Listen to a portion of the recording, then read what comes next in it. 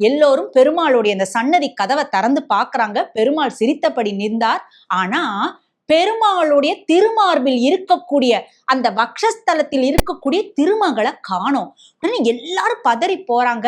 அங்க இருக்கிறவங்க எல்லாம் கோவிலோட பணியாளர் தான் யாரோ அந்த மகாலட்சுமி எடுத்துட்டு போயிட்டாபல இருக்குன்னு நினைச்சு ஒருத்தர் திட்டின்னு இருக்கும் பொழுது திருமலை வாசன் திருவாய் மலர்ந்து அருளினார்.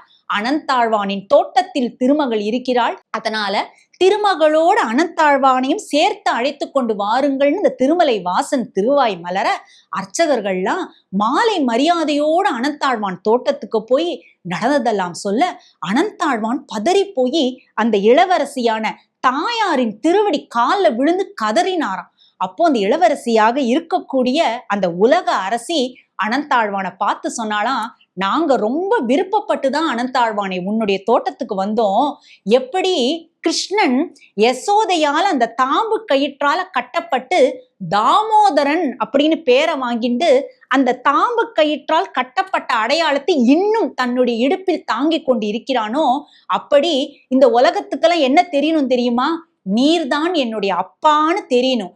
ஏன்னா நான் என்ன சொன்னேன், நான் உங்கள் மகளை போல அப்படின்னு சொன்னேன். நீங்களும் என்ன பண்ணீங்க, உங்கள் மகளை போலவே திருமகளான என்னை பாவித்தீர்கள். அதனால பெருமாள் கிட்ட நீங்க என்னை கொண்டு விடும் பொழுது ஒரு மணப்பெண் போல என்னை அலங்கரித்து விட்டு என்னை பெருமாளிடம் கொண்டு சேருங்கள்னாலாம். அதே மாதிரி அனந்தாழ்வான் பண்ணாராம்.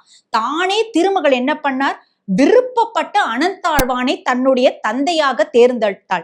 இன்னைக்கும் நம்ம இந்த புரட்டாசி பிரம்மோற்சவம் இருக்கும் இல்லையா, அதுல பார்த்தோம் அப்படின்னா இந்த ரதோத்சவம் முடிஞ்ச அடுத்த நாள், இந்த ரதோத்சவம் அன்னைக்கே அந்த பெருமாளுக்கு ஸ்ரீனிவாசனுக்கு அனந்தாழ்வான் தோட்டத்திலிருந்து மாமனாருடைய சீதனமாக பீத்தாம்பரமும் பட்டு வஸ்திரமும் இன்னைக்கும் அனுப்பிட்டு இருக்காங்க.